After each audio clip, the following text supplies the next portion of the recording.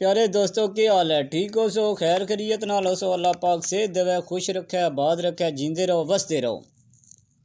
एक जनाब मेरा प्यारा जा दोस्त है ते उन्होंने जनाब मुहब्बतां नो जिन्होंने नाम है मलक मोहम्मद इरफान साहब, महमूदाबाद जेलम। अल्लाह पाक उन्होंने इज्जतां देवे, तरक्कियां देवे, खुश रहन, आबाद रहन। साड़ियां दुआवां उन्होंने नाल। ते भरा ने नज़र ते एक जनाब शेर है, शेर ते हिक नाल माहिया भी होसी। ओ जनाब हुण सुनो। कोई ना कोई ते आखिर इलाज होंदा, चाहे दर्द हो कितना अजीब होवे,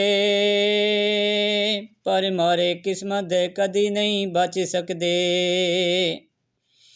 चाहे कितना ही आला तहबीब होवे, ओ गुजरे औखी या सौखी पर गुजर जांदी। ओ गुजरे औखी या सौखी पर गुजर जांदी। बेशक दुनिया विच बंदा गरीब होवे, पर गरीब चलदे दुआ करदा, मेरे वांगू ना कोई बदनसीब होवे। हुण जनाब इक माहिया। कोई दरवाज़ा खुल जावे, कोई दरवाज़ा खुल जावे, ते ओ केड़ा बंदा होंदई जेड़ा सज्जणा नू भुल जावे।